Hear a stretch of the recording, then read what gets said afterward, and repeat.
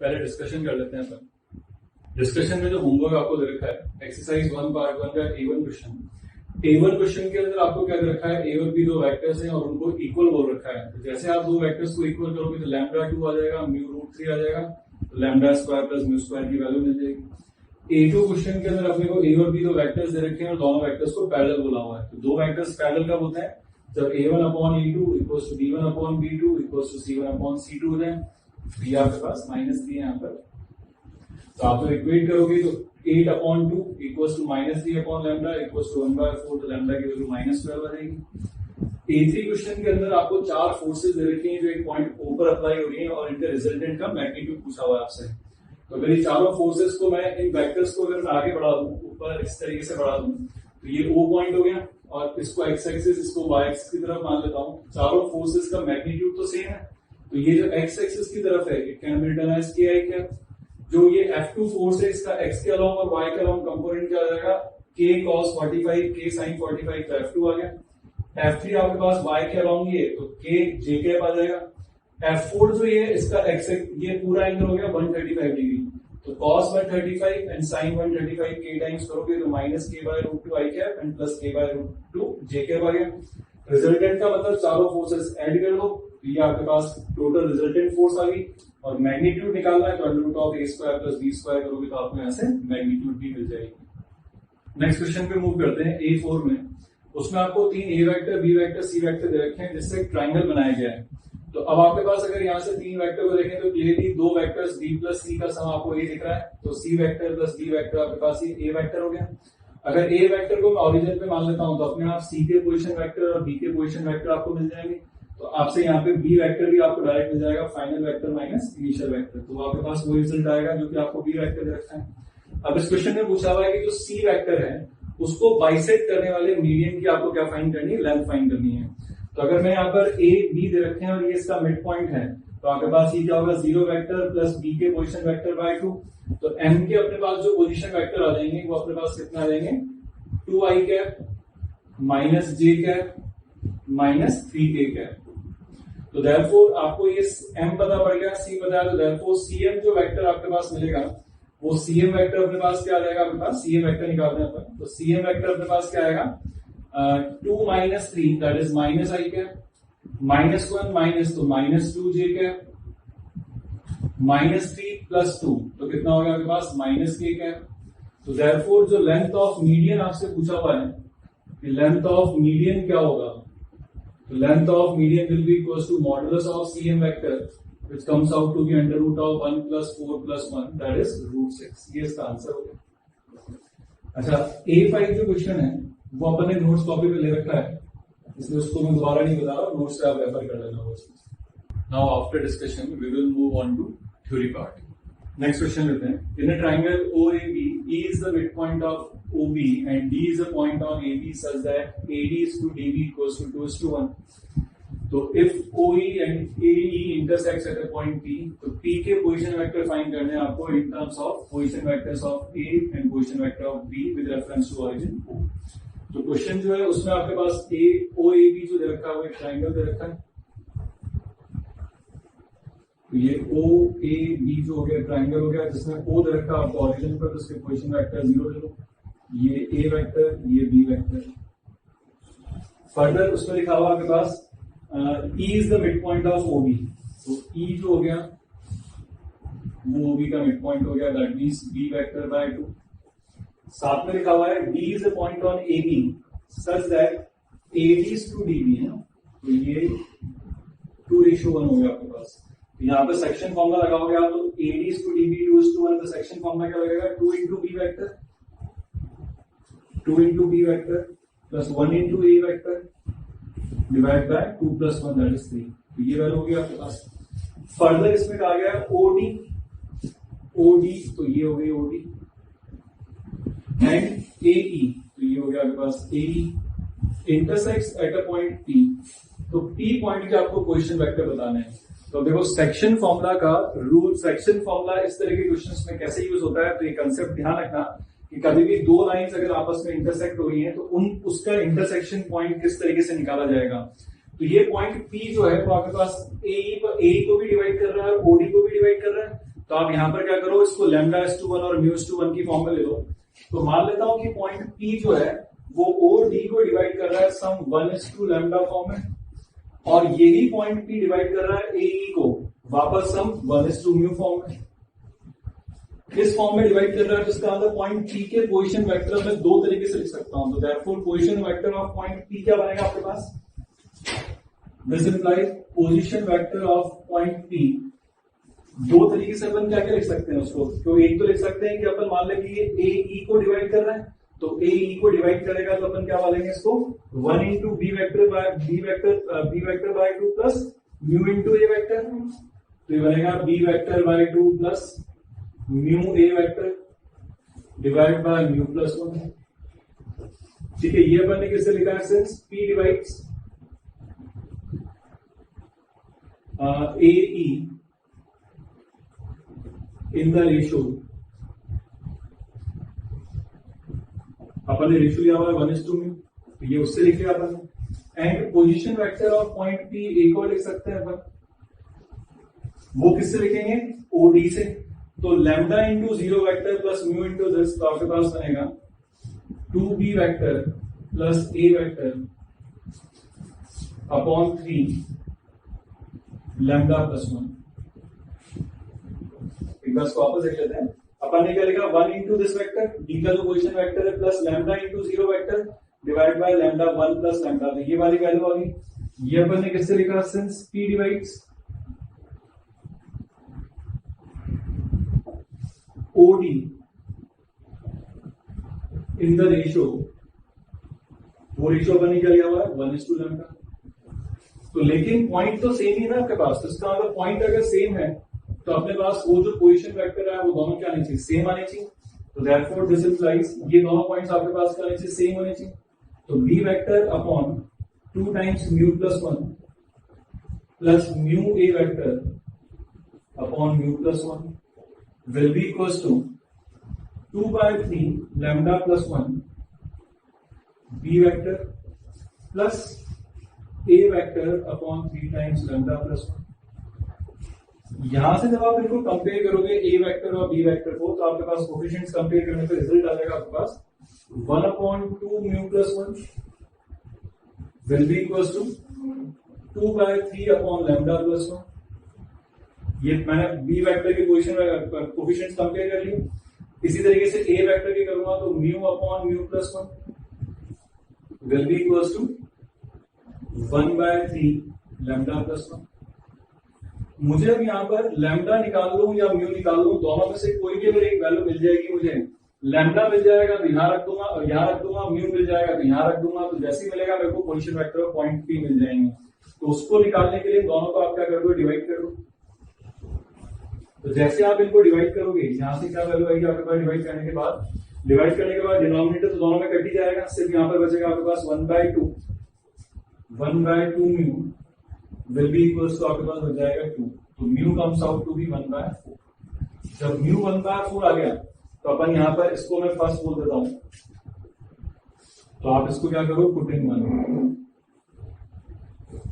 जैसे आप इसको फर्स्ट में पुट करोगे आपको क्या मिल जाएंगे, पोजीशन वेक्टर ऑफ P मिल जाएंगे आपको। तो यहां से आपके पास this therefore position vector of P जो रहेगा point P will be equals to, mu को आप रख दो यहाँ पर मैं यहाँ पर लिख लेता हूँ, इस जगह लिख लेता हूँ कि फाइनली जब आपने रख दिया तो आपको position vector of point P क्या मिलेंगे, म्यू की वैल्यू 1/4 यहाँ पर रख दो आप। तो पोजीशन वेक्टर ऑफ P जो आपके पास आने वाला है, म्यू को 1/4 रखेंगे तो बनेगा B/2 B vector by 2 plus A vector by 4 divide by 1/4 है ना, तो 5/4। यहां से आपके पास ये वैल्यू आ जाएगी आपके पास 2B vector A vector plus 2B vector by 5। तो ये आपका क्या आ गया, पोजीशन वेक्टर ऑफ B जो आपसे पूछा गया था, ये आंसर है। तो ये ध्यान रखना, ये किस तरह का कंसेप्ट है कि अगर आपको कोई भी दो लाइंस इंटरसेक्ट करते हुए अगर आपसे पूछी जाए कि इंटरसेक्ट कर रही है तो उसके पॉइंट बताओ क्या होगा, तो आप उसको दोनों लाइन को मान लेना कि वो पॉइंट भी 1:μ λ/1 में डिवाइड कर रहा है। तो पोजीशन वेक्टर दोनों के लिख लिए और दोनों को इक्वेट कर लो। यहाँ पर A वेक्टर और B वेक्टर, यहाँ पर A वेक्टर आपके पास ये है और B वेक्टर आपके पास ये OB वेक्टर है, तो ये कोलिनियर नहीं है, इसलिए आप डायरेक्ट कंपेयर कर सकते हो ए वेक्टर बी वेक्टर के कोफिशिएंट्स। तो कंपेयर करोगे तो लैम्डा और म्यू में से किसी की भी वैल्यू निकाल लो, पोजीशन वेक्टर ऑफ पी मिल जाएंगे।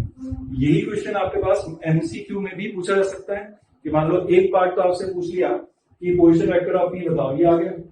दूसरा पार्ट आपसे ये भी पूछ सकता है find the ratio in which point P divides चाहे ओडी या ए इन द रेशियो। ऑप्शन देखिए क्या क्या ऑप्शंस में डिवाइड करेगा।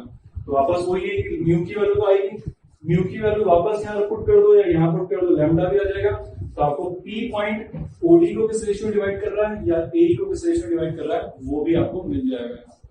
नेक्स्ट टॉपिक अपन पढ़ते हैं coordinate of a point in space मतलब 3D। तो थोड़ा सा 3D भी अपन यहाँ पर इंट्रोड्यूस कर रहे हैं जितना भी अपने को जरूरत पड़ेगी बीच में। तो सबसे पहले 3D में अगर अपन देखें तो अपने पास तीन म्यूचुअली परपेंडिकुलर लाइंस होती हैं, OX, OY और OZ। वो आपके पास क्या कहलाती है, तीन एक्सिस। और अब आपके पास अगर OX और OY मतलब X एक्सिस और Y एक्सिस को लेकर एक प्लेन बनेगा, वो कहलाएगा XY plane. Y axis Z axis अपने पास बाहर की तरफ है ना, तो ये Y एक्सिस और Z एक्सिस मिलकर ये जो प्लेन बनेगा this plane is known as YZ plane. और एक X एक्सिस और Z एक्सिस बाहर है, ये जो प्लेन बनेगा वो प्लेन क्या कहलाएगा आपके पास ZX प्लेन या XZ प्लेन। तो अपने पास 3D के अंदर अगर अपन बात करें तो आपके पास तीन तो म्यूचुअली परपेंडिकुलर लाइन वो कहलाती है एक्सिस। दो जो आपके पास एक्सिस हैं उनको यूज करके बनाएंगे अपन तो तीन प्लेन्स बन जाएंगे आपके पास XY प्लेन, YZ प्लेन और ZX प्लेन। अब किसी भी पॉइंट को रिप्रेजेंट करना हो तो अपन पहले 2D में देखते हैं कि 2D में अगर अपने को किसी भी पॉइंट को रिप्रेजेंट करना होता है कि अगर ये पॉइंट P है X, Y तो अपन X एक्सिस पे परपेंडिकुलर डालते हैं, Y एक्सिस पे परपेंडिकुलर डालते हैं। तो ये X एक्सिस और Y एक्सिस, तो ये आपके पास डिस्टेंस होता है Y और ये होता है X। तो एक्चुअली वहां पर जो X और Y होते हैं वो क्या होते हैं, algebraic distance of point from the coordinate axis, whether X axis और Y एक्सिस। लेकिन यहाँ पर अगर ये पॉइंट P अगर आपके पास X Y Z P अगर आपके पास 3D में बात करें तो X Y Z क्या रिप्रेजेंट करते हैं वो देखते हैं। तो अपन सबसे पहले देखेंगे कि ओरिजिन से अगर अपन ये वाले पॉइंट की बात करें तो अगर अपन यहाँ पर मान लो A पॉइंट पर पहुंचे तो अपन कुछ Z एक्सिस पर चल रहे हैं, तो अपन Z पे मान लेते हैं कि कुछ ये Z डिस्टेंस यूनिट ट्रेवल करा, तो इसके कोऑर्डिनेट आपके पास क्या हो जाएंगे 0 0 Z। फिर अगर मैं X एक्सिस की बात करूं तो ये B बोल देता हूं और यहाँ पर बोलता हूं X एक्सिस चला मैं X यूनिट, ये कोऑर्डिनेट क्या हो जाएंगे आपके पास X 0 0। Y एक्सिस पे अगर मैं कुछ डिस्टेंस चल दिया Y तो वो आपके पास यहाँ पर C के कोऑर्डिनेट क्या हो जाएंगे आपके पास 0 0 Y 0। ठीक है। अच्छा, अब अगर अपने पास यहाँ पर ये X है और ये Z है तो अगर ढंग से देखें अपन तो यहाँ पर अगर आपके पास ये वैल्यू कितनी है X और ये वाली वैल्यू Y है, तभी तो जाके आपके पास ये कोऑर्डिनेट क्या बनता है X, Y। तो यहाँ पर देखें X एक्सिस पर X, Z एक्सिस पर Z, तो ये जो आपके पास कोऑर्डिनेट बनेगा ये वाला कोऑर्डिनेट ये किस प्लेन में आपके पास XZ प्लेन में है, तो Y कोऑर्डिनेट तो अभी भी यहाँ पर 0 रहेगा, इसको D बोल देता हूँ, तो ये हो जाएगा X 0 Z। फिर इस पॉइंट की बात करूं D E, तो यहाँ पर E के कोऑर्डिनेट कैसे आएंगे अपने पास, ये कौन से प्लेन में आपके पास Y और Z में, तो Y पे Y चले और Z पर Z यूनिट चलो, तो ये कोऑर्डिनेट कितना रहेगा अपने पास X को, ये YZ प्लेन है तो X कोऑर्डिनेट 0 रहेगा 0 Y Z। फिर अब आपके पास ये कोऑर्डिनेट हो गया, इस कोऑर्डिनेट की बात कर लेते हैं, ये कौन सा प्लेन में X और Y, तो ये तो दिख ही रहा है X यूनिट चले Y यूनिट चले, तो ये कोऑर्डिनेट क्या बनता है X, Y, ये X और ये Y और ये XY प्लेन में है, तो आपके पास Z कोऑर्डिनेट क्या होगा वहां पर 0 होगा, तो ये आपके पास बन जाएगा X Y 0। अब इसके कोऑर्डिनेट कैसे लिखे जाएंगे, तो ढंग से देखो, ये जो पॉइंट P है आपके पास यहाँ पर है, तो इसमें अगर आप ये Z यूनिट डिस्टेंस चले हो तो ऑब्वियसली ये और ये बराबर है ना, ये भी तो Z होगा। ये अगर X है तो ये बराबर है, ये Y है तो ये भी Y है आपके पास। इसका मतलब P पॉइंट के जो कोऑर्डिनेट आपके पास आने वाले हैं वो कितना हो आपके पास, X एक्सिस पर चले आप X यूनिट, Y एक्सिस पे चले Y यूनिट और Z पे फिर चले आप Z यूनिट। तो इसका मतलब आपके पास इसकी जो कोऑर्डिनेट्स आएंगे वो आएंगे आपके पास X Y और Z। तो X Y Z एक्चुअली क्या रिप्रेजेंट कर रहा है कि ओरिजिन से आप X एक्सिस पर X यूनिट चले, फिर Y एक्सिस पर Y यूनिट चल गए, फिर आप ऊपर आ गए Z यूनिट पर Z की तरफ Z। इसका मतलब आपके पास वो X यूनिट रिप्रेजेंट कर रहा है। अब ये X बताओगे आप क्या रिप्रेजेंट कर रहा है, जैसे यहाँ पर 2D में बात करें तो X क्या रिप्रेजेंट करता है, distance, algebraic distance of point from Y axis. लेकिन यहाँ पर ढंग से देखो, जो आप X जो डिस्टेंस है ना वो ये वाला डिस्टेंस है, तो X जो डिस्टेंस है वो किस प्लेन से डिस्टेंस है, ये वाला प्लेन। अगर X यूनिट की बात करते हैं अपन तो ये जो X जो आपके पास डिस्टेंस आएगा वो किस प्लेन से डिस्टेंस है वो जब आप कैलकुलेट करने की कोशिश करो तो आपके पास जो वाई जेड जो प्लेन है, ये जो प्लेन है आपके पास वाई जेड प्लेन है, तो वाई जेड प्लेन से ही तो इस पॉइंट पी का डिस्टेंस है, क्योंकि ये पॉइंट पी यहाँ है एक्चुअली, तो इससे आप थोड़ा सा विजुलाइज करने की कोशिश करना आप कि आपके पास ये जो प्लेन है आपके पास, ये प्लेन आपके पास कौन सा हो गया, वाई जेड प्लेन हो गया, और पॉइंट पी यहाँ पर है, तो पॉइंट पी का ये जो डिस्टेंस आपके पास आएगा वो वही तो है जो एक्स एक्सिस पर चला हुआ है, तो ये डिस्टेंस क्या मिलेगा आपको, एक्स डिस्टेंस मिलेगा, और ये किससे डिस्टेंस है आपके पास, ओ किससे, वाई और जेड प्लेन से। तो इसका मतलब यहां पर अगर अपन तीसरी चीज बात करें तो अब अपन कैलकुलेट करने जा रहे हैं कि किसी भी पॉइंट का प्लेन से डिस्टेंस क्या होता है। तो डिस्टेंस ऑफ पॉइंट, या सीधा सा मैं एक्स वाई जेड बोल देता हूं कि अगर कोई भी point P X Y Z है आपके पास, तो उसमें एक्स क्या रिप्रेजेंट करता है, एक्स जो होता है वो आपके पास क्या होगा, algebraic distance of point P from YZ plane, ठीक है। इसी तरीके से Y क्या होगा आपके पास, Y आपको क्या लिख रहा है, ये डिस्टेंस Y है, तो आप ढंग से देखो कि ये जो प्लेन आपके पास था, ये प्लेन कौन सा आपके पास, ये वाला प्लेन, ये प्लेन जो अपने पास XY प्लेन है, तो XY प्लेन से ही तो परपेंडिकुलर डिस्टेंस है आपके पास, इसका मतलब आपके पास जो सॉरी ये XZ है ना, ये एक्जेक्ट प्लेन, तो एक्जेक्ट प्लेन से जो पी पॉइंट का डिस्टेंस है, परपेंडिकुलर डिस्टेंस, वो आपके पास क्या कहलाता है, वाई। तो वाई क्या होगा आपके पास, algebraic distance of point P from कौन सा प्लेन हो गया, ये एक्जेक्ट प्लेन। और नेक्स्ट जो बचा जेड, वो जेड क्या होता है आपके पास, एल्जेब्रिक डिस्टेंस। जेड किससे डिस्टेंस है आपके पास, जैसे अगर देखें अपन तो एक्स की जब आप बात कर रहे हो तो डिस्टेंस आता है प्लेन वाई जेड से, y की जब बात करोगे तो आएगा आपके पास xz से, तो z की बात करोगे तो कौन सा एक प्लेन बचा हुआ आपके पास, xy प्लेन। तो ये आपके पास क्या हो गया, कोई भी पॉइंट P अगर xy z है तो उसमें xy z क्या रिप्रेजेंट करते हैं, algebraic distance of point. Algebraic distances है, एल्जेब्रिक इसलिए वर्ड यूज कर रहा हूं क्योंकि मैंने अभी पॉइंट P को यहां पर ले रखा है, इसको इस ऑक्टेंट में कि आपके पास x y z तीनों पॉजिटिव है, तो कोई भी एक नेगेटिव होगा तो उसका एक्स वाई जेड वही कोऑर्डिनेट कॉरस्पॉन्डिंग क्या लग जाएगा, नेगेटिव होने लग जाएगा।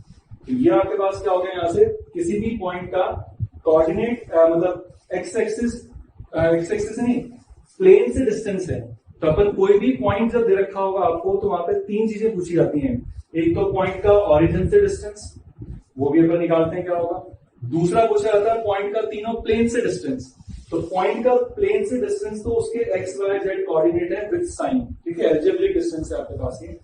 तीसरा आपसे पूछा जाता है कि पॉइंट का एक्सिस से distance, X axis Y axis Z axis से डिस्टेंस क्या होगा, तो ये जो अपन ने लिखे हैं ये तीनों क्या है आपके पास, X Y Z, distance of point P है, distance of point P from the three planes पूछा हुआ है। अब अपन यहां पर बात करते हैं कि किसी भी पॉइंट का अगर अब आपको ओरिजिन से डिस्टेंस निकालना है, तो distance of point P x y z from origin,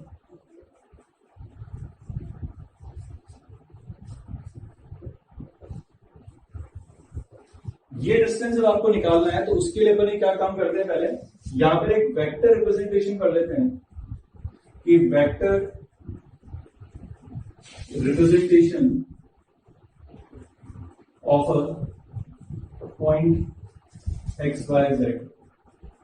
x Y Z vector का वेक्टर रिप्रेजेंटेशन क्या होगा, अपने को पता है कि किसी भी पॉइंट का ओपी वेक्टर को अगर अपन लिखते हैं तो ओपी वेक्टर आपके पास क्या बनता है, position vector of P minus position vector of O, इसका आंसर बन जाएगा एक्स आई कैप प्लस वाई जे कैप प्लस जेड के cap. Position vector of P, position vector of P will be X I cap Y J cap Z के cap and position vector of O will be 0 0 0। तो ये आपके पास क्या हो गया, representation of a point P, vector representation of a point हो गया आपके पास। मॉडुलस ऑफ ओपी वेक्टर क्या होगा आपके पास, distance of point P from origin. इसका मतलब अब आपको पॉइंट पी का ओरिजिन से डिस्टेंस जो मिलेगा वो modulus that is under root of X square plus Y square plus Z square. ये रिलेशन भी आ गया आपके पास। ठीक है, तीसरी चीज मैंने क्या क्या बोला आपसे, एक तो अपने को फाइंड करना होता है पॉइंट देकर उसका ओरिजिन से डिस्टेंस, ये आ गया। पॉइंट देकर उसका 3 प्लेन से डिस्टेंस, वो भी अपन लिख चुके हैं। अब पॉइंट देके उसका पॉइंट का तीनों एक्सिस से डिस्टेंस भी निकालना पड़ता है कि एक्स एक्सिस से, वाई एक्सिस से और जेड एक्सिस से डिस्टेंस क्या क्या होगा। तो ये दो आपके पास हो गया ओरिजिन से डिस्टेंस। तो अब अपन देखते हैं कि पॉइंट का तीनों एक्सिस से डिस्टेंस कैसे निकालेंगे अपन। तो नेक्स्ट अपन पढ़ते हैं डिस्टेंस ऑफ, डिस्टेंस की जब भी मैं बात कर रहा हूं तो परपेंडिकुलर डिस्टेंस ही बोल रहे हैं अपन। Distance of point P X Y Z from axis, तीनों एक्सिस से क्या क्या डिस्टेंस होगा उसका, ये रिजल्ट भी आपके पास इंपॉर्टेंट है। तो वो रिजल्ट कैसे चेक करेंगे अपन, तो सबसे पहले मैं बात करता हूं परपेंडिकुलर वर्ड यूज कर लेता हूं यहाँ पर, हालांकि डिस्टेंस का मतलब परपेंडिकुलर ही हो। Perpendicular distance of P from x axis, तो पॉइंट पी का एक्स एक्सिस से अगर परपेंडिकुलर डिस्टेंस की बात करी जाए, तो पॉइंट पी का अगर अपन एक्स एक्सिस से परपेंडिकुलर डिस्टेंस बात करेंगे तो यहां पर ये परपेंडिकुलर लेंगे, ये आपके पास डिस्टेंस फाइंड करना आपको ओबी।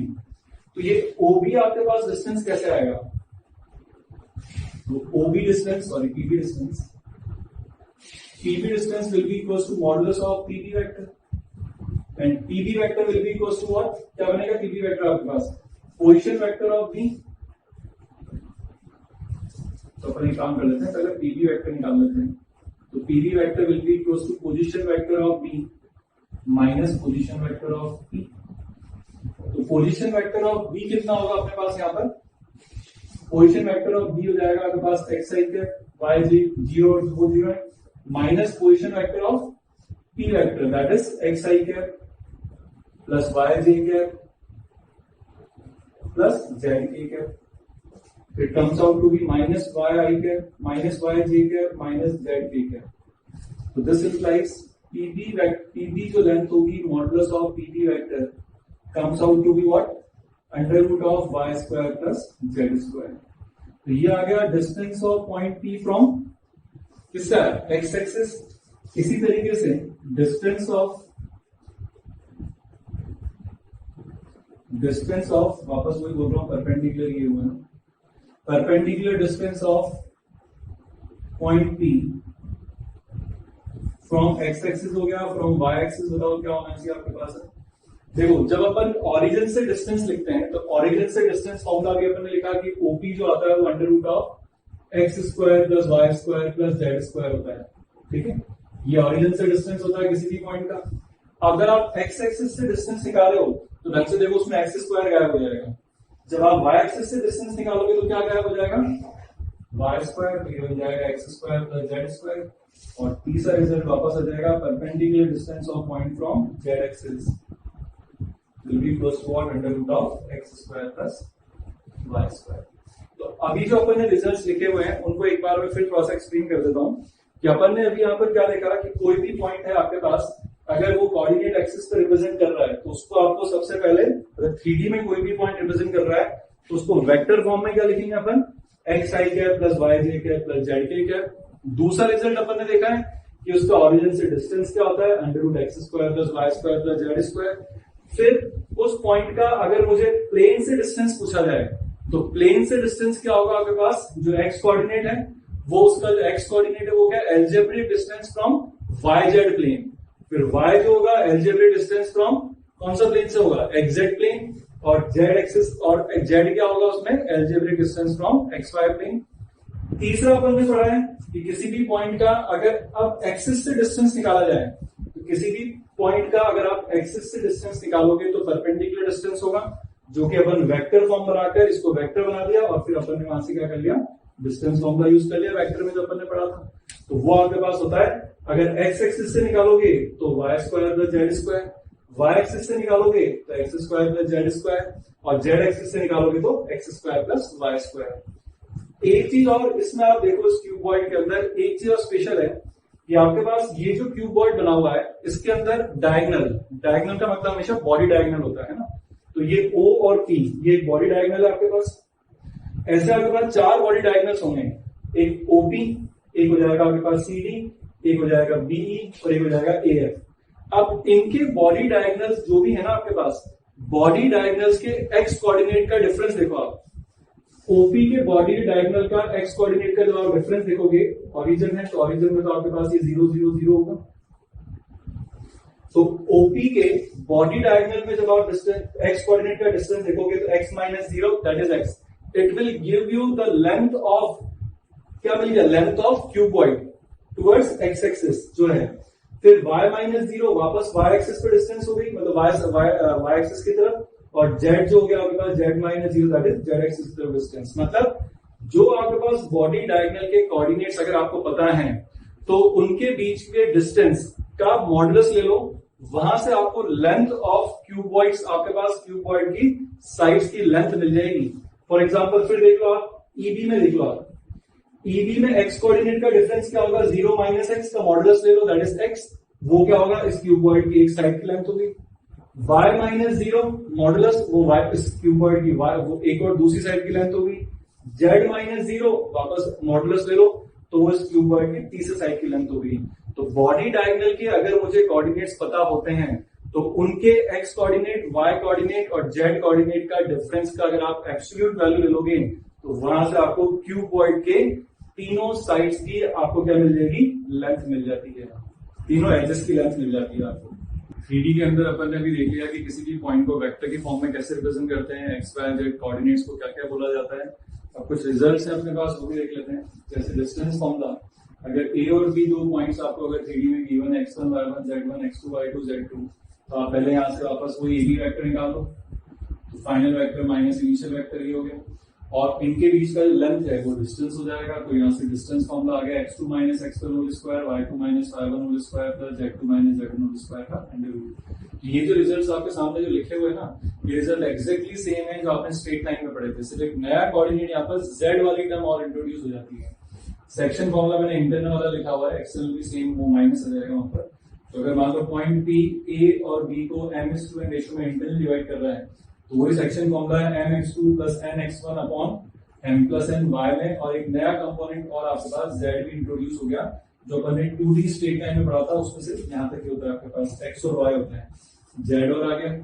वापस ट्राइंगल में बात करें अपन, अगर तीनों vertices x1 y1 z1 x2 y2 z2 x3 y3 z3 given है, तो वापस सेंट्रोइड जो होता है x1 plus x2 plus x3 y3, तो नया कोऑर्डिनेट और आ गया। मैंने डायरेक्ट लिखा है xi summation xi by 3 summation yi by 3 and summation zi by 3, ये वही लिखा हुआ है x1 plus x2 plus x3 by 3, similarly y के लिए, सिमिलरली z के लिए। इन सेंटर वापस वही होगा कि अगर मुझे लेंथ गिवन है a b और ये c, तो वापस वैसे ही फॉर्मूला होता है a into x1 plus b into x2 plus c into x3 upon a plus b plus c, similarly y, similarly z के लिए।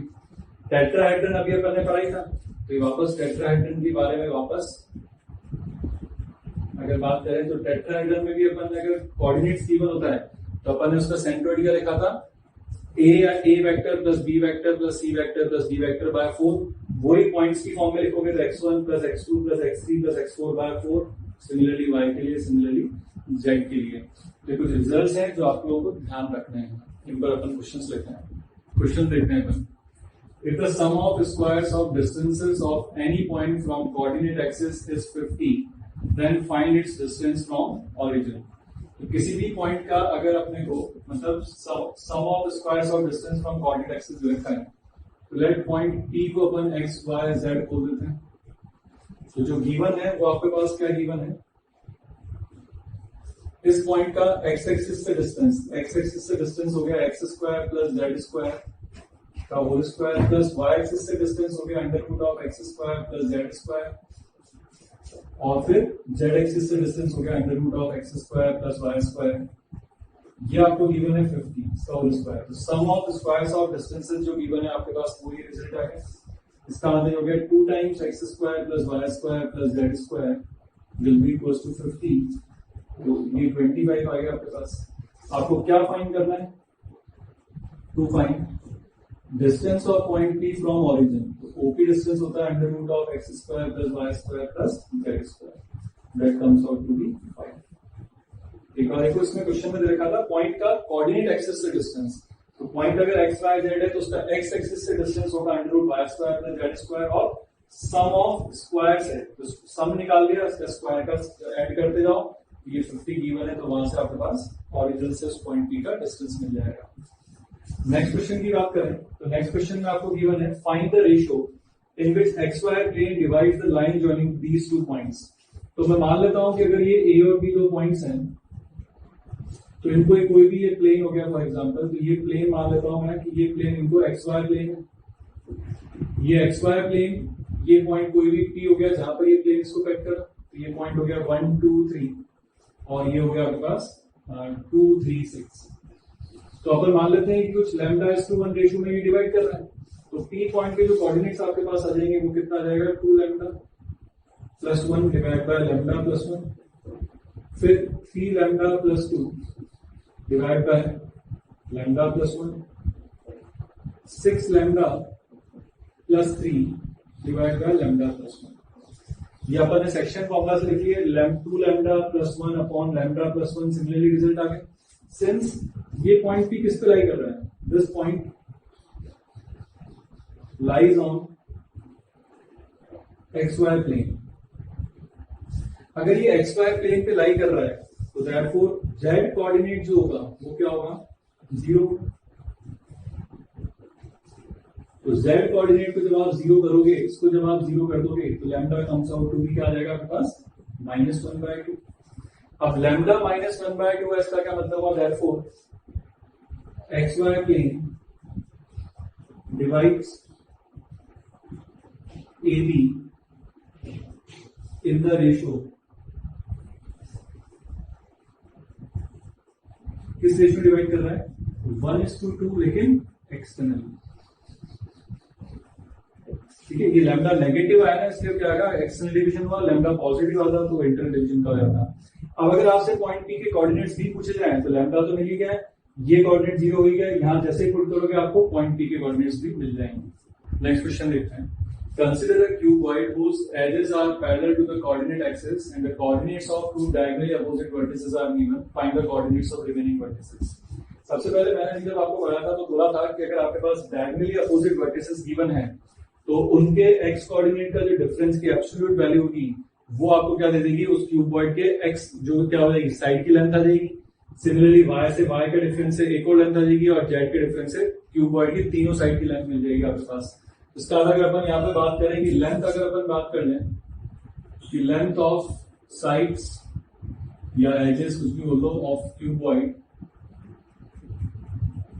वो कितनी देगा आपके पास, एक्स एक्सिस की तरफ देखा जाए तो आपके पास 2 - 1, वाई एक्स की तरफ डिस्टेंस उसकी देखी जाए तो वो देगा आपके पास एज लेंथ हो जाएगी आपके पास 2 और जेड की तरफ उसकी एज लेंथ होगी वो कितनी देगा आपके पास 3। अब अगर अपन यहाँ पर क्यूबॉइड बनाते हैं जिसके आपको डायगोनली अपोजिट वर्टिसेस तो गिवन है और कहा गया है कि उसके बाकी वर्टिसेस भी निकाल के बताओ कि उनकी कोऑर्डिनेट्स क्या होंगे। तो अगर अपन ये क्यूबॉइड बना लेते हैं तो उसमें आपके पास डायगोनली अपोजिट वर्टिसेस गिवन है, तो अगर ये पॉइंट P हो गया अपने पास क्या लिखा हुआ है 1 1 3, Q लिखा हुआ है आपके पास 2 3 6 और ये डायगोनली अपोजिट वर्टिसेस आपको गिवन है। एज लेंथ मुझे मिल ही चुकी है और अब आपके पास यहाँ पर क्या कह लो कि ये जो आपके पास क्यूबॉइड है ये parallel to X axis Y axis Z axis की तरफ ऐसे है, ये एक्स वाई और ये जेड हो गया। तो अपन मान लेते हैं कि ये जो पैरेलल है ये एक्स एक्सिस की तरफ पैरेलल है साइड, ये जो है वाई एक्सिस की तरफ साइड पैरेलल है और ये जो आपके पास है जेड एक्सिस की तरफ पैरेलल साइड है। अपन जैसे क्यूबॉइड में बात करें तो क्यूबॉइड में अगर आप एक वर्टेक्स से दूसरे वर्टेक्स पर जाते हो तो एक बार पहले मैं यहाँ पर ये आपको समझाता हूँ। इनिशियली अपन अगर बात करें कि ये क्यूबॉइड अगर आपके पास इसका एक वर्टेक्स अगर ओरिजिन पर है तो अपने पास किस तरीके से अपन बाकी वर्टिसेस निकाल लेते हैं। तो जैसे मेरे पास अगर ये मान लेता हूँ कि ये तो एक्स एक्सिस पर, वाई एक्सिस पर, जेड एक्सिस पर और ये मान लेता हूँ रेफरेंस ओरिजिन हो गया। मुझे अब मान लो लेंथ गिवन है कि इस क्यूबॉइड की towards x axis x length है, तो मैं जब एक्स एक्सिस पे चलूंगा तो ये कोऑर्डिनेट मेरे को मिल जाएगा डायरेक्ट x 0 0। वाई एक्सिस की टुवर्ड्स इसकी लेंथ y है, इसके कोऑर्डिनेट क्या मिल जाएंगे आपके पास 0 y 0। मतलब देखा जाए तो रेफरेंस पॉइंट से अगर आप एक्स एक्सिस की तरफ चलोगे तो रेफरेंस पॉइंट और फाइनल जब आप x यूनिट चल गए तो आपके पास सिर्फ डिफरेंस किस में आएगा, x कोऑर्डिनेट में आएगा, y और z अनअफेक्टेड रहेंगे फ्रॉम द रेफरेंस पॉइंट। तो इसी तरीके से आपको यहाँ पर रेफरेंस पॉइंट आपको लेना पड़ेगा। तो रेफरेंस पॉइंट में यहाँ पर मान लेता हूं कि मेरा रेफरेंस पॉइंट कौन सा हो गया, पॉइंट P हो गया। मैं इससे चलना चालू कर रहा हूं, इससे चलना चालू कर रहा हूं किधर, x एक्सिस की तरफ। तो x एक्सिस की तरफ कितना यूनिट चल रहा हूं, 1 यूनिट। तो ये जो कोऑर्डिनेट आएगा इस कोऑर्डिनेट को a बोल देता हूं। अगर आप इधर 1 यूनिट चले हो तो सिर्फ x कोऑर्डिनेट में डिफरेंस आएगा, तो कोऑर्डिनेट विल बिकम 2 1 3, क्योंकि x एक्सिस की तरफ आप 1 यूनिट डिस्टेंस चलो। y एक्सिस की तरफ वापस रेफरेंस पॉइंट से चलना अपने को, ये पॉइंट b हो गया। तो y एक्सिस की तरफ आप चलो डिस्टेंस 2। तो इस रेफरेंस पॉइंट से बी पॉइंट पे पहुंचने का आपने सिर्फ y एक्सिस ट्रेवल करा, y डिस्टेंस ट्रेवल करा, वो कितना है 2। तो आपके पास हो जाएगा 1 3 3। सिमिलरली जब आप इस पॉइंट की बात करोगे तो इसको c बोल देता हूं। तो यहां पर आप क्या हुआ, सिर्फ इस रेफरेंस पॉइंट से z की तरफ चले हो, कितना यूनिट 3। तो रेफरेंस पॉइंट में z कोऑर्डिनेट में सिर्फ आपके पास 3 यूनिट का चेंज आएगा, तो वो कोऑर्डिनेट का आएगा बस 1 1 6।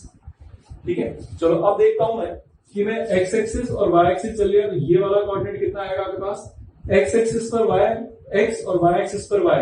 तो ये जो पॉइंट आपको मिलेगा रेफरेंस पॉइंट से, इसमें x और y में चेंज आएगा सिर्फ आपके पास। तो ये होगा x y और रेफरेंस पॉइंट से z कोऑर्डिनेट वापस वो का वही रहने वाला है। तो वही चीज हो गया। अब अपन क्या करें, एक एक प्लेन पकड़ते हैं। अभी तो अपन ने क्या करा, x axis y axis z axis पकड़ी थी। अब एक एक प्लेन पकड़ना चालू करो। तो एक्स वाई प्लेन की अगर मैं बात करूं तो एक्स डिस्टेंस और वाई डिस्टेंस बढ़ेगा, तो जो ये कोऑर्डिनेट आपको मिलेगा रेफरेंस पॉइंट से एक्स और वाई में चेंज आएगा सिर्फ कितना कितना चेंज आएगा, 1 और 2 का। तो यहाँ 1 है तो ये हो जाएगा 2, यहाँ 1 है तो यहाँ पर हो जाएगा आपके पास 3 और ये आपके पास 3 रहेगा।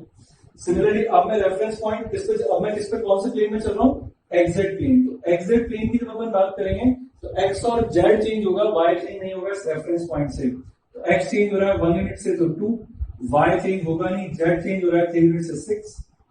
एक और जो कोऑर्डिनेट बचा आपके पास, लास्ट कोऑर्डिनेट ये वाला बच गया, ये yz प्लेन पर है। तो yz प्लेन पे चलोगे तो सिर्फ y और z में चेंज आएगा, रेफरेंस पॉइंट से x में कोई चेंज नहीं आएगा।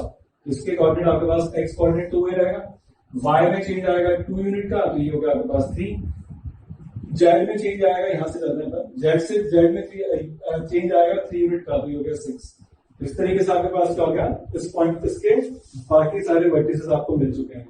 तो एक बार मैं फिर बोल देता हूँ, कभी भी ऐसे आपके पास क्वेश्चन आए तो आप पहले वो निकाल लिया करो कि आपके पास एज लेंथ क्या क्या आ गई। जब एक बार एज लेंथ आपको मिल गई तो आप रेफरेंस पॉइंट एक पकड़ लो, रेफरेंस पॉइंट से पहले आप टुवर्ड्स एक्सिस चलो, ताकि एक्सिस टू एक्सिस चलो। इस पॉइंट से रेफरेंस पॉइंट पे एक्स एक्सिस से चलने पर क्या होगा, सिर्फ आपके पास x कोऑर्डिनेट बदलेगा। फिर पकड़ो प्लेन, तो x y प्लेन, तो रेफरेंस पॉइंट से x और y कोऑर्डिनेट दोनों बदलेंगे, z कोऑर्डिनेट चेंज नहीं होगा। इस तरीके से अपन क्या होते हैं, अगर बॉडी डायगोनल के कोई भी दो एंड पॉइंट्स आपको पता हो तो बाकी सारे वर्टिसेस अपन उस क्यूबॉइड के निकाल सकते हैं। नेक्स्ट टॉपिक को मूव करते हैं, एंगल बिटवीन टू वेक्टर्स। ये क्या, एंगल बिटवीन दो वेक्टर्स कैसे निकालते हैं। It is a smaller angle form when the initial और the terminal points of two vectors are brought together. मतलब अगर कोई भी दो वेक्टर्स है, मान लो ये ए वेक्टर हो गया और ये दूसरा कोई वेक्टर हो गया, तो अगर ये ए वेक्टर और बी वेक्टर है आपके पास, और इनके बीच में अगर एंगल निकालने के लिए कहा गया है, तो या तो अपन इनके दोनों के इनिशियल पॉइंट ज्वाइन कर दें। तो दोनों के इनिशियल पॉइंट्स अगर अपन ज्वाइन करेंगे तो ये वेक्टर ये हो गया और दूसरा वेक्टर आपके पास ये वाला बन गया। ये ए वेक्टर और ये बी वेक्टर, तो इनके बीच में दो एंगल आ रहे हैं, एक तो ये और एक ये। जो छोटा एंगल होता है वो आपके पास क्या कहलाता है, angle between the two vectors.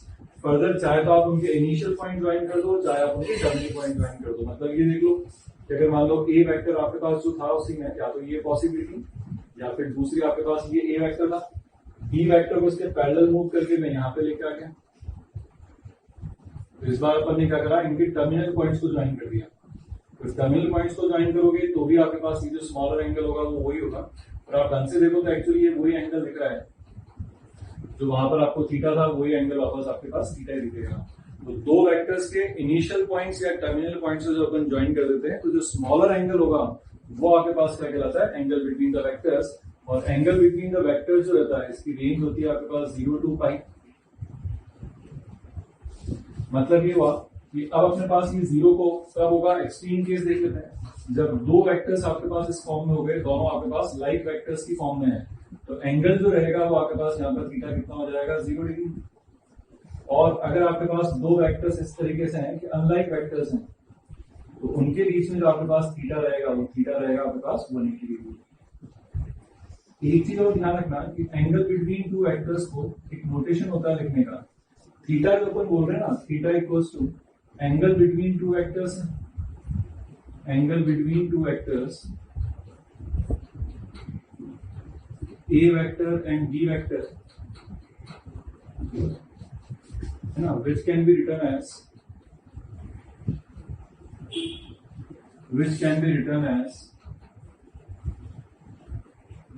theta equals to A vector cap B vector। अगर कहीं पर भी आप इस तरीके से लिखा देखो कि A vector cap B vector, तो वो क्या रिप्रेजेंट करता है आपके पास angle between the two vectors. Angle between two vectors के बाद अपन मूव करते हैं डॉट प्रोडक्ट और scalar product of two vectors.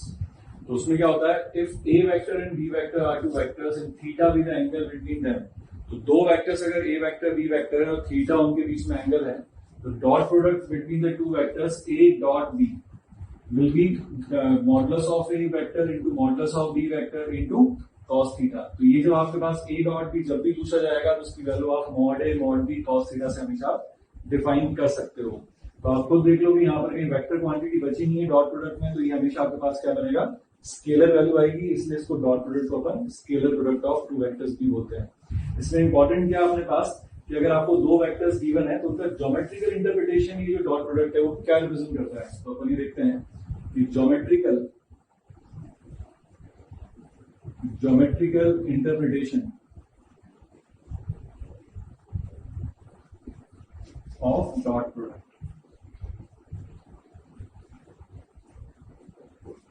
दो वेक्टर्स के डॉट प्रोडक्ट का ज्योमेट्रिकल इंटरप्रिटेशन क्या होता है। डेफिनेशन तो अपन ने देखी कि मॉड ए, जो आपके पास अगर दो वेक्टर्स का आप डॉट प्रोडक्ट लेते हो तो डॉट प्रोडक्ट आपके पास क्या बनता है, A vector dot B vector will be equals to mod A vector mod B vector into cos theta, जहां पर थीटा उनके बीच का एंगल हो जाएगा। तो यहां पर अपन देखते हैं अगर दो वेक्टर्स आपके पास हैं तो कहीं पे कोई भी दो वेक्टर्स हो तो उनके अपन इनिशियल पॉइंट्स ज्वाइन कर लेते हैं। तो ये आपके पास वेक्टर हो गए, इनिशियल पॉइंट को ओ बोल देता हूं, ये आपके पास कोई भी ए वेक्टर हो गया, ये बी वेक्टर हो गया, तो इनके टर्मिनल पॉइंट को एक को ए और इसको बी बोल देता हूं, और थीटा जो है इनके बीच का एंगल है। अब मैं क्या करता हूं, यहाँ पर एक कंस्ट्रक्शन करता हूं कि बी से मैं परपेंडिकुलर डालता हूं इसके ऊपर। तो अब आपके पास यहाँ पर अगर मैं बात करूं कि ये वैल्यू ये अगर एम, तो ओ एम जो वैल्यू होगी आपके पास वो क्या होगी, ओबी अगर ये लेंथ है तो उसका प्रोजेक्शन ही तो होगा आपके पास, तो ये क्या बनेगा आपके पास ओबी कॉस थीटा। ठीक है, तो ओएम जो हो गया वो आपके पास क्या हो गया, ओबी कॉस थीटा हो गया आपके पास, और ओबी जो है वो मैग्नीट्यूड में कितना लिखा हुआ अपने पास, modulus of B vector into cos theta. तो ये जो ओएम आपने लिखा हुआ है, ये ओएम आपके पास क्या है, बी वेक्टर का प्रोजेक्शन है किसके ऊपर, ए वेक्टर के ऊपर। ये जो OM है, दिस इंप्लाइज, ये जो OM अपन ने लिखा हुआ है, this is projection of B vector on A vector. तो therefore A vector dot B vector जो आपके पास लिखा हुआ था वो क्या लिखा था, modulus of A vector into modulus of B vector into cos theta हो गया। तो यहाँ पर मॉड B cos थीटा क्या हो गया आपके पास, OM हो गया, तो ये बन गया modulus of A vector into OM। इसका मतलब मैं इसको A B vector A dot B को क्या लिख सकता हूं, modulus of A vector into projection of B vector on A vector, या फिर इसको और अगर ऐसे लिखे अपन तो ये आपके पास क्या होगा, magnitude of A vector multiply with projection of B vector on A vector. ये ए डॉट बी की अपने पास एक डेफिनेशन होगी।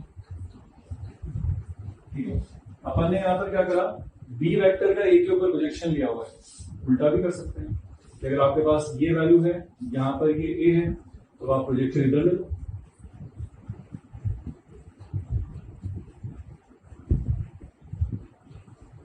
ये एंगल थीटा है, ये वेक्टर ए है, यहां पर ओ एन जो रहेगा वो आपके पास क्या होगा, projection of A vector on B vector. That will be equals to कितना हो जाएगा अपने पास O A cos theta. O A cos theta मतलब क्या हो गया आपके पास modulus of A cos theta. तो this further implies A dot B will be equals to क्या हो गया आपके पास मॉड ए, मतलब इसको लिख लेता हूं mod B into mod A cos theta. तो ये वैल्यू क्या हो गया आपके पास magnitude of B vector into projection of A vector on B vector. तो ये ए डॉट बी का लिखने का एक और तरीका हो गया। इसका मतलब देखा जाए तो डॉट प्रोडक्ट आपको क्या बता रहा है, दो चीजों का प्रोडक्ट जिसमें से एक तो क्या हो गया आपके पास इन दोनों में से कोई भी एक वेक्टर का तो क्या ले लो मैग्नीट्यूड, और दूसरी क्या चीज मल्टीप्लाई हो रही है, अगर आपने ए वेक्टर का मैग्नीट्यूड लिया है तो आप बी वेक्टर का प्रोजेक्शन ले लो किसके ऊपर ए के ऊपर, या फिर अगर आपने ए का मैग्नीट्यूड लिया हुआ है तो आप क्या करोगे प्रोजेक्शन लोगे बी वेक्टर का किसके ऊपर ए के ऊपर। तो वो आपके पास देयरफॉर ज्योमेट्रिकली अपन क्या बोल सकते हैं, geometrically dot product of two vectors is the product of magnitude of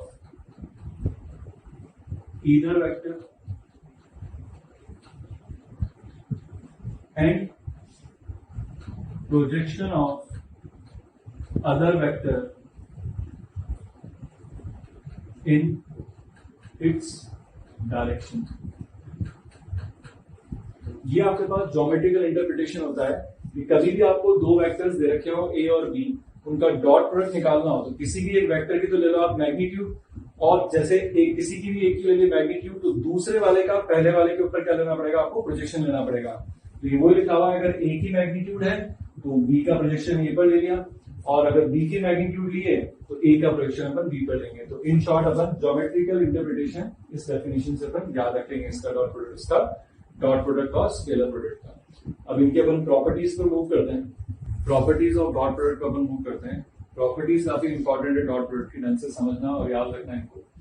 अगर मान लो अपन X axis Y axis Z axis आपस में क्या होती है परपेंडिकुलर होती है, तो उनके अलावा अगर यूनिट वेक्टर्स होंगे आई कैप जे कैप के कैप, उनके बीच में भी एंगल क्या होगा 90 डिग्री होगा। तो अगर अपने को I cap dot I cap J cap dot J cap K cap dot के कैप आपके पास 1 होगा। क्यों? बाय द डेफिनेशन अगर अपन I cap dot I cap लिखेंगे तो क्या लिखोगे आप mod I cap into mod I cap into cross of angle between I और आई, तो कितना हो जाएगा 0। तो यूनिट वेक्टर है तो इसकी मैग्नीट्यूड 1, ये मैग्नीट्यूड 1 cos 0 1। तो आई डॉट आई जे डॉट जे के डॉट के हमेशा क्या होंगे आपके पास 1 होंगे। फिर आई जे परपेंडिकुलर है, जे के परपेंडिकुलर है, के आई परपेंडिकुलर है, तो आई डॉट जे की अगर अपन बात करेंगे तो उसको अपन क्या लिखेंगे modulus of I cap modulus of J cap, और आई और जे के बीच में angle 90 that is cos 90 degree, that is क्या हो जाएगा 0। इसलिए आई डॉट जे जे डॉट के एंड के डॉट आई आपके पास क्या आएगा 0 आएगा। तीसरा जो आपके पास प्रॉपर्टी प्रोजेक्शन वाली है, अभी अपन ने ज्योमेट्रिकल इंटरप्रिटेशन पढ़ा था कि दो वेक्टर्स का डॉट प्रोडक्ट में क्या होता है किसी भी एक की तो मैग्नीट्यूड और दूसरे का पहले वाले के ऊपर प्रोजेक्शन। तो अगर अपन यहाँ पर बात करें projection of A vector on B vector, तो ए वेक्टर ऑन बी वेक्टर क्या होगा ए डॉट बी क्या होगा आपके पास ए का बी पे प्रोजेक्शन आ गया तो मैग्नीट्यूड किसकी होगी बी की, उससे आप डिवाइड कर लो। तो projection of A vector on B vector will be equals to A dot B, जिसके ऊपर प्रोजेक्शन ले रहे हो ऐसे ध्यान रख लो आप, अगर ए वेक्टर का बी के ऊपर आप प्रोजेक्शन ले रहे हो तो डॉट प्रोडक्ट तो न्यूमरेटर में आएगा, और जिसके ऊपर प्रोजेक्शन ले रहे हो उसका मॉडुलस क्या होगा डिनोमिनेटर में डिवाइड हो जाएगा। Similarly projection of B vector on A vector, तो बी का ए पर ले रहे हो तो B A dot B upon में क्या आएगा ए पर ले रहे हो प्रोजेक्शन तो divide by modulus of A vector आ जाएगा। ये प्रोजेक्शन ऑफ वन वेक्टर और अनदर वेक्टर आपके पास वैल्यू होगी। Fourth property A dot A जो बनेगा वो बनेगा mod A vector into cos 0 that is mod A square. इसको कई जगह पर आपको ए वेक्टर का स्क्वायर भी लिखा दिखेगा, तो कहीं पर भी अगर वेक्टर का स्क्वायर लिखा दिखे दैट मीन्स उस वेक्टर को उसी के साथ आपको क्या करना है डॉट करना है। Fifth property A dot B equals to B dot A, आप ए डॉट बी लिखोगे तो mod B cos theta, B dot A लिखोगे तो मॉड ए कॉस थीटा, तो वैल्यू तो आपके पास बराबर ही आ रही है, तो इसका मतलब dot product of two vectors follow commutative law. Next A vector का अगर आप डॉट कर रहे हो बी वेक्टर प्लस सी वेक्टर से तो डिस्ट्रीब्यूटिव लॉ लग जाएगा, A dot B plus A dot C, distributive law यहाँ पे फॉलो करते हैं डॉट प्रोडक्ट। तीसरा, अगर कोई भी आपके पास डॉट प्रोडक्ट दे रखा है उसको नेक्स्ट अगर स्केलर से आप मल्टीप्लाई करोगे तो स्केलर को आप ए वेक्टर से मल्टीप्लाई भी कर सकते हो, फिर डॉट प्रोडक्ट कर दो बी के साथ, या स्केलर को आप बी वेक्टर से पहले मल्टीप्लाई कर दो फिर ए के साथ डॉट ले लो, रिजल्ट सेम ही आएगा। 8 प्रॉपर्टी, अगर ए और बी दो नॉन जीरो वेक्टर्स हैं तो ए डॉट बी आपके पास परपेंडिकुलर ही, ए डॉट बी अगर जीरो है तो इसका मतलब क्या होंगे, वेक्टर्स दोनों आपस में परपेंडिकुलर होंगे। देखो ए डॉट बी की जो डेफिनेशन होती है वो by definition mod A mod B cos theta होता है। अपन बोल रहे हैं कि ए डॉट बी जीरो है। अब अपने को पता है कि ना तो मैग्नीट्यूड ऑफ ए जीरो है ना मैग्नीट्यूड ऑफ बी जीरो है, क्योंकि लिखा हुआ है नॉन जीरो वेक्टर्स है। ए की कंडीशन निकलती है कि कॉस थीटा क्या हो जाएगा आपके पास जीरो, और कॉस थीटा जीरो होने का मतलब क्या हो गया 90 degree angle between the vectors. तो दो वेक्टर्स का डॉट प्रोडक्ट अगर आपके पास जीरो आ जाता है तो उसका सीधा सा मतलब ये निकलता है कि वेक्टर्स आपस में क्या है, परपेंडिकुलर है। लेकिन ये लिखना होना जरूरी है कि वेक्टर जो है वो नॉन जीरो है। अगर नॉन जीरो नहीं लिखा हुआ और फिर ए डॉट बी जीरो लिखा हुआ है तो परपेंडिकुलर भी हो सकते हैं और either of the two vectors will be null vector. और वाइस वर्सा भी ट्रू है कि अगर दो वेक्टर्स अगर आपके पास परपेंडिकुलर दे रखे हैं तो उनका डॉट प्रोडक्ट क्या होगा, आपके पास जीरो ही होगा। ये तो अपने पास 8 प्रॉपर्टीज होगी, और प्रॉपर्टीज अपन देखते हैं क्या होती है।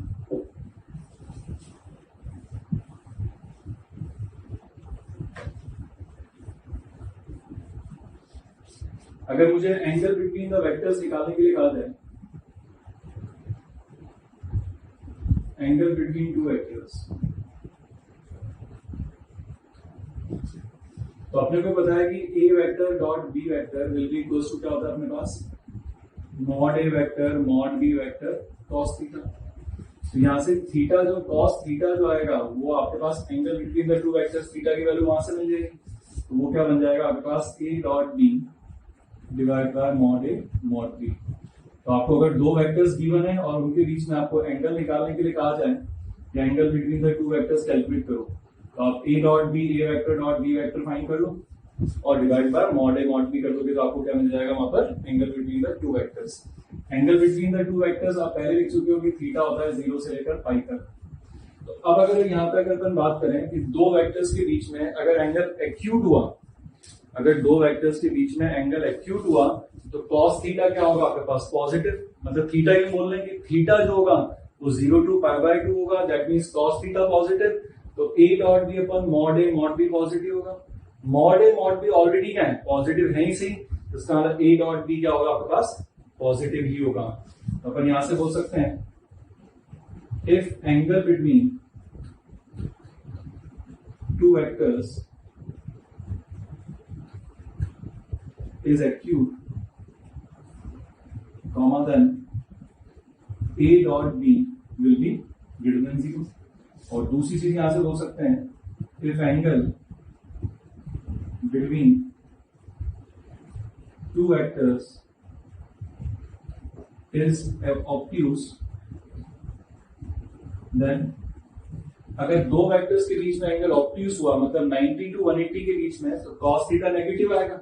तो ओवरऑल ये वाली वैल्यू नेगेटिव कब होगी, जब न्यूमरेटर नेगेटिव होगा। तो यहां से क्या मिल जाएगा आपके पास, a vector dot B vector is less than 0। तो डायरेक्ट कई बार कंडीशंस ऐसी पूछी जाती है, find the condition so that the two vectors forms an acute angle और द ऑब्ट्यूज एंगल। तो डायरेक्ट आप डॉट प्रोडक्ट से बता सकते हो।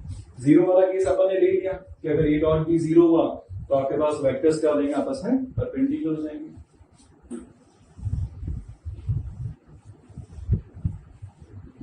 नेक्स्ट प्रॉपर्टी, अब अगर आपके पास ए वेक्टर, जैसे कि इस तरह के रिलेशंस की यूज होता है कि अगर आपको मैं पूछूं कि modulus of A vector plus b vector का स्क्वायर क्या होगा, तो modulus of A vector plus b vector का स्क्वायर का मतलब क्या हो गया, a vector plus b vector dot with a vector plus b vector.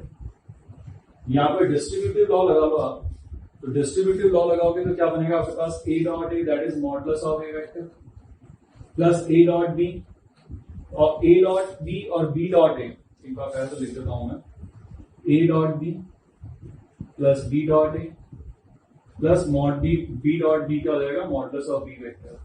अब अपने को बाय कम्यूटेटिव लॉ अपने को पता है कि बी डॉट ए और ए डॉट बी दोनों बराबर होते हैं। यहां से वैल्यू क्या होगी आपके पास, mod A vector plus mod B vector plus mod A vector square plus mod B vector square plus 2 times a vector dot B vector. ये आपके पास वैल्यू होगी modulus of A vector plus b vector के square की। इसको further और क्या लिख सकते हैं अपन, अगर मुझे एंगल पता हो दोनों के बीच का, तो mod A plus mod B square will be equals to mod A square plus mod B square plus 2 mod A mod B cos theta भी लिखा जा सकता है। तो ये रिजल्ट तब आएगा जब आपको दोनों के बीच का एंगल पता होगा। और डायरेक्टली अगर आपको ए और बी के बीच में डॉट प्रोडक्ट दे रखा है तो आप ये वाला रिजल्ट यूज कर सकते हो।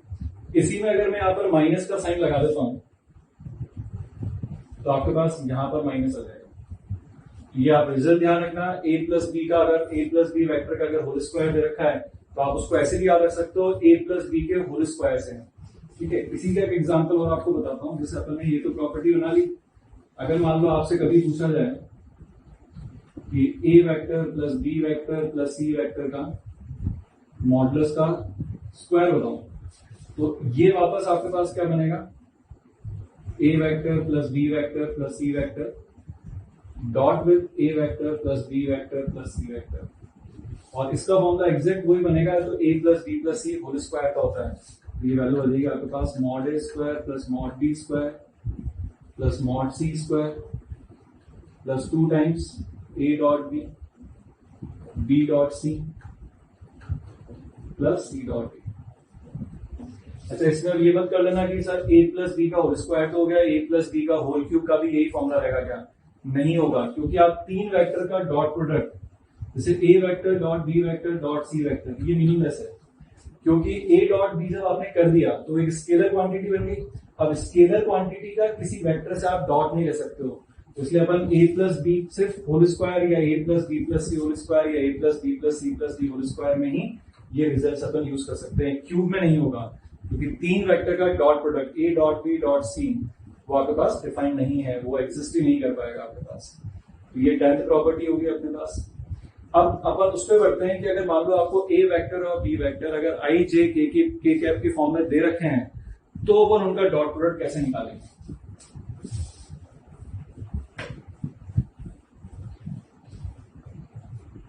तो 11 if a vector will be equals to a1 i cap plus b1 j cap plus c1 k cap and b vector will be equals to a2 i cap plus b2 j cap plus c2 k cap, then a dot b will be equals to a1 a2 plus b1 b2 plus c1 c2। ये 2 vector का dot product आप ध्यान रखो। और ये आया कैसे है, आप इनको इससे डॉट करोगे, डिस्ट्रीब्यूटिव लॉ लगाओगे, मतलब क्या हुआ एक चीज समझना, जैसे a1 i कैप को आप डॉट करोगे a2 i कैप के साथ, तो a1 a2 i dot i क्या हो जाएगा 1, तो a1 a2 आ गया।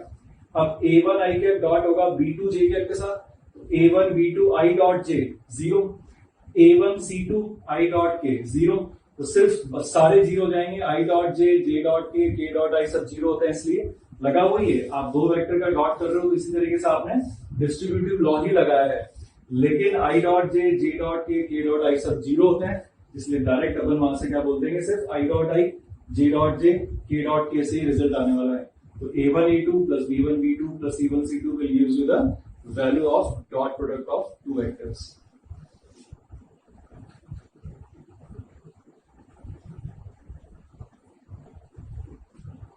अच्छा, अपने को एक चीज पता है कि अगर 2 वेक्टर्स अगर आपके पास दे रखे हैं, मैक्सिमम वैल्यू अगर मैं बात करता हूं, maximum value of A dot B वो कितनी होगी, मॉड ए मॉड बी कॉस थीटा होता है, तो कॉस थीटा की रेंज -1 to 1 हो सकती है। तो जब कॉस थीटा 1 हो जाएगा तो वो मैक्सिमम वैल्यू मिल जाएगी। और अगर मैं minimum value of A dot B की बात करूं, will be equals to mod A mod B cos theta, तो कॉस थीटा की मिनिमम वैल्यू क्या हो गया आपके पास -1, that will be minus mod of A vector into mod B vector. और तीसरा रिजल्ट एक काफी इंपॉर्टेंट रिजल्ट है, any vector A vector can be return as. कई बार आपको क्वेश्चंस में अज्यूम करना पड़ेगा किसी भी एक वेक्टर को खुद ही के फॉर्म में, तो इस ए वेक्टर को अपन लिख सकते हैं, a vector will be equals to A dot I cap plus a vector dot J cap plus a vector dot के कैप। तो ए वेक्टर को आपने उसी खुद ही की फॉर्म में लिख लिया है, तो ये रिजल्ट एक इंपॉर्टेंट रिजल्ट होता है कि किसी भी वेक्टर को अगर उसी के फॉर्म में आपको एक्सप्रेस करना हो तो that will B A dot I into I, A dot J into J and A dot के इंटू के। ये रिजल्ट कैसे आता है वो समझते हैं।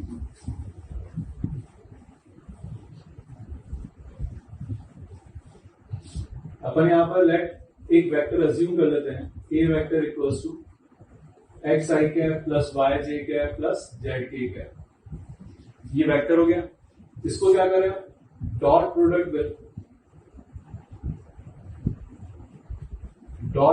With i cap J cap and k cap. अगर इसको मैं आई के साथ डॉट करता हूं तो ये क्या बनेगा आपके पास, a vector dot i will be equals to x i dot i 1, i dot j 0 और के डॉट आई भी क्या हो गया, 0 हो गया।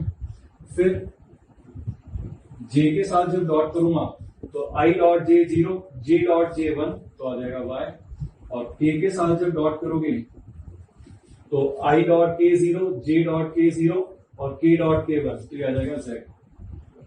तो एक्स वाई जेड की जो आपको वैल्यूज मिली हुई हैं, ये जो वैल्यूज आपको एक्स वाई जेड की मिली हैं वो इसमें आप पुट कर दो, तो आपके पास यहाँ पर ए वेक्टर जो बन गया वो क्या बन गया आपके पास, a vector dot I cap into i cap plus a vector dot J cap into j cap plus a vector dot के कैप इंटू के कैप।